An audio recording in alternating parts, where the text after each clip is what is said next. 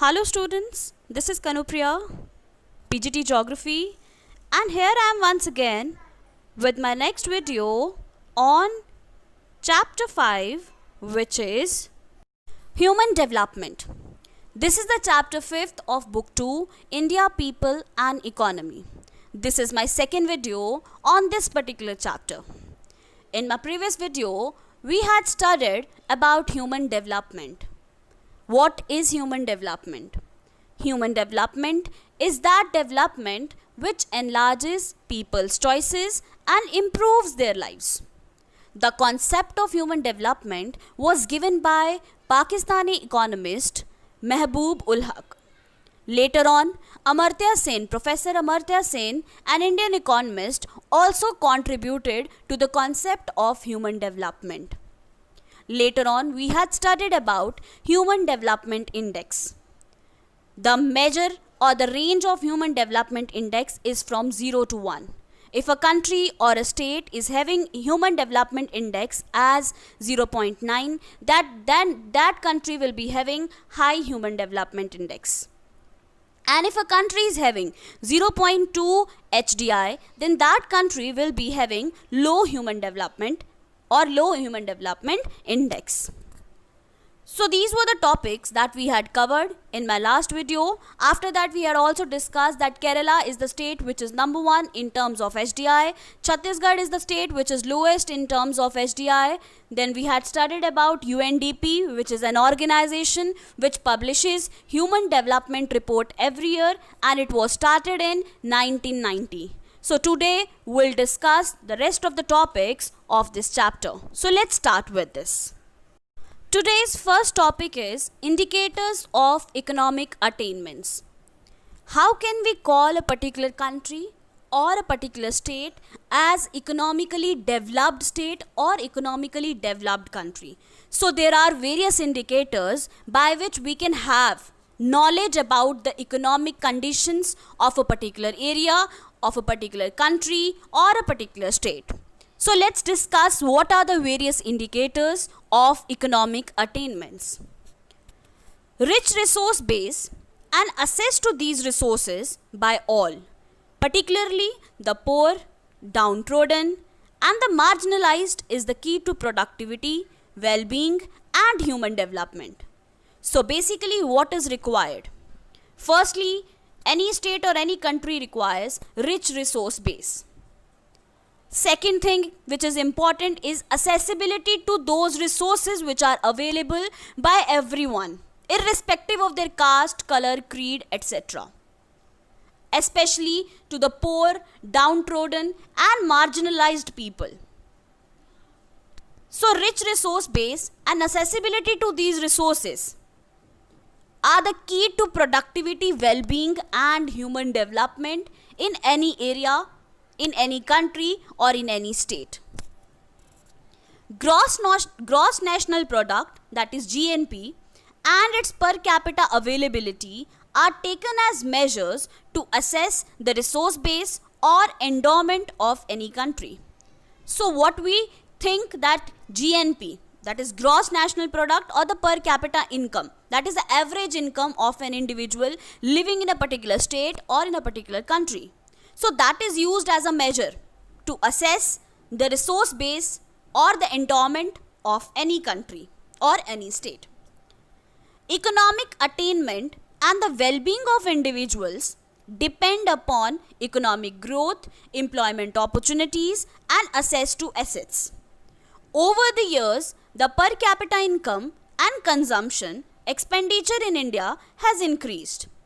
As a result, there has been a consistent decline in the proportion of population living below the poverty line.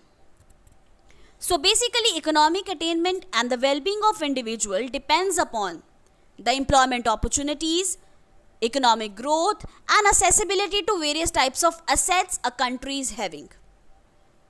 It has been found that over the years, our country, India, has improved in terms of per capita income and consumption expenditure, and because of which there is consistent decline in the proportion of population living below the poverty line.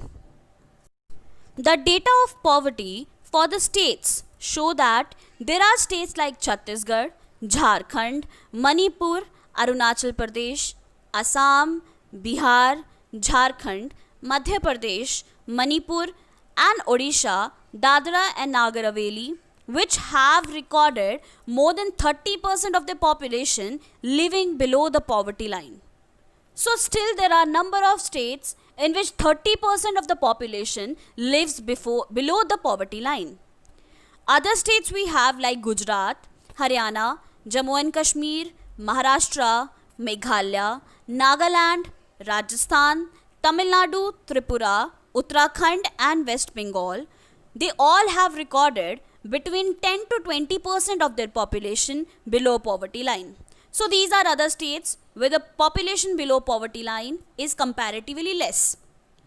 Then we have states like Andhra Pradesh, Delhi, Goa, Himachal Pradesh, Kerala, Punjab, Puducherry, Andaman and Nicobar Islands, Daman and Diu, Lakshadweep.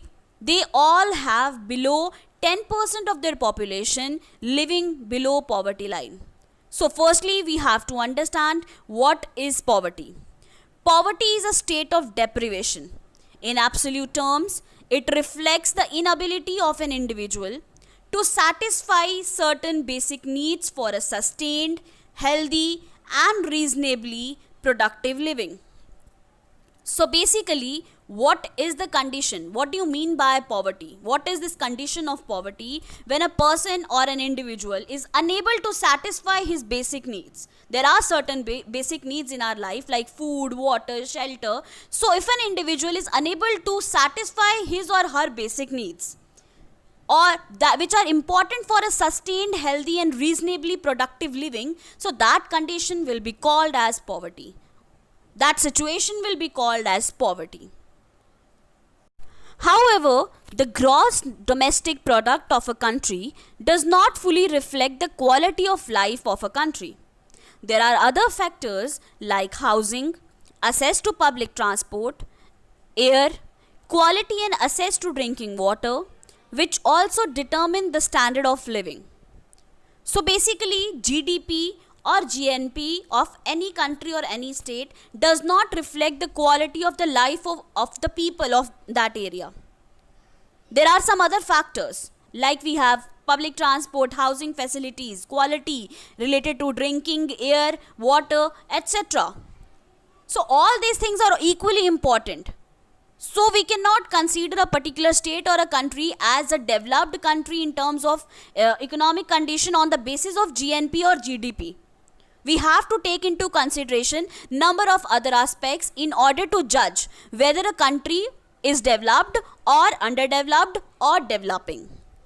Jobless growth and rampant unemployment are some of the important reasons for higher incidences of poverty in India. The two main reasons which are important or which are reasons for the higher incidences of poverty in India is the jobless youth, unemployment opportunities. So these are the two basic reasons which are leading to poverty in India. So this is all about the indicators of economic growth or economic attainments. Second one is indicators of a healthy life. Life free from illness and ailments and living a reasonably long lifespan are indicative of a healthy life. So if a country is having people free from illness and ailments, that is all kind of diseases, and the life expectancy, if the life expectancy is very high in those countries or in that state, then these will be the indicative. These are the indicators which shows the health conditions, the medical facilities available in that area. Availability of pre and post-natal healthcare facilities in order to reduce infant mortality and post-delivery deaths among mothers, old age healthcare, adequate nutrition and safety of individual are some important measures of a healthy and reasonably long life. So what we can do in order to improve our health conditions, what things or what steps should be taken? We have to improve our pre and post natal healthcare facilities. in order to reduce infant mortality rate and the deaths among mothers. We have to take care of our old age, that is our older population, aged population. Adequate nutrition. We should provide adequate nutrition to each and everyone, especially to the children. And last one is safety of individual. These are the important measures of a healthy and reasonably long life. India has done reasonably well in some of the health indicators like decline in death rate from 25.1 per thousand in 1951 to 6.5 per thousand in 2015. And infant mortality has also improved from 148 per thousand to 37 during the same period. Similarly, it also succeeded in increasing life expectancy at birth from 37.1 years to 66.9 years for males and 36.2 to 70 years for females from 1951 to 2015. Though these are great achievements, but a lot needs to be done. Similarly, it has also done reasonably well in bringing down birth rate from 40.8 to 20.8 during the same years, but it still is much higher than many developed countries. The situation is more alarming when seen in the context of gender-specific and rural and urban health indicators. India has recorded declining female sex ratio. The findings of 2011 census of India are very disturbing, particularly in case of child sex ratio in the age group of 0 to 6 years. The other significant features of the report are, with the exception of Kerala, the child sex ratio has declined in all the states, and it is the most alarming in the developed state of Haryana and Punjab, where it is below 850 female children per 1000 male children. So what we are doing is not enough. Although India has improved a lot in terms of health facilities, in terms of medical facilities, but still lot of improvement is required for its development. So these facts are very disturbing and it is very alarming. It is an alarming situation in all the developed states, especially in Punjab and Haryana, where child sex ratio or female sex ratio is very less. So this is all about the indicators which is related to economic level or economic development, and second one is indicators of health, indicators related to healthy life. So this is all for today. If you have any doubt, please come up with your doubts. Thank you so much.